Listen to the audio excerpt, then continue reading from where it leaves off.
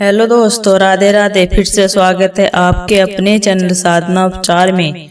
दोस्तों, जो महिलाएं पहली बार करने जा रही हैं वट सावित्री व्रत, तो इन नियमों का ध्यान रखें। जो महिलाएं विधिवत रूप से वट सावित्री व्रत करती हैं उन्हें अमर सुहाग का वरदान प्राप्त होता है। यदि आप पहली बार वट सावित्री व्रत रखने जा रही हैं तो आपको कुछ नियमों का खास ध्यान रखना होगा। आइए जानते हैं यह नियम कौन से हैं।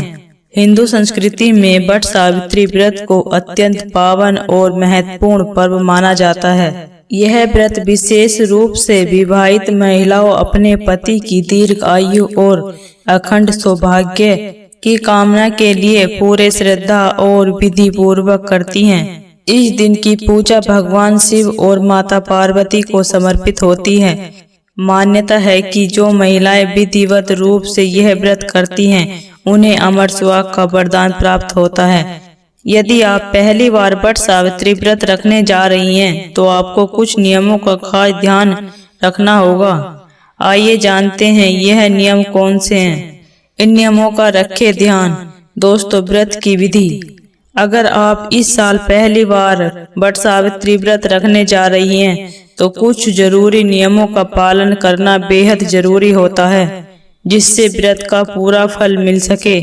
व्रत के दिन प्रातः काल स्नान कर स्वच्छ लाल या पीले वस्त्र धारण करें और व्रत का संकल्प लें।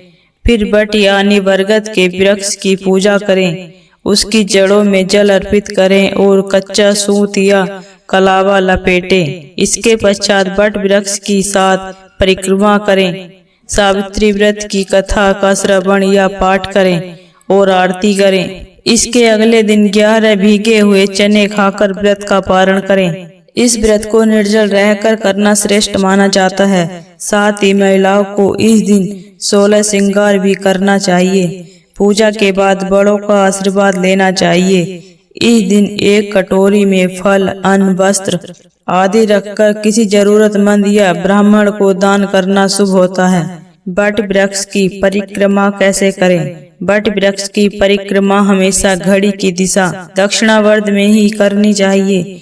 परिक्रमा करते समय 7 बार धागा या कलावा पेड़ के चारों ओर लपेटा जाता है। दोस्तों, इसी तरह की जानकारी पाने के लिए इस चैनल को सब्सक्राइब करें और वीडियो को लाइक करें।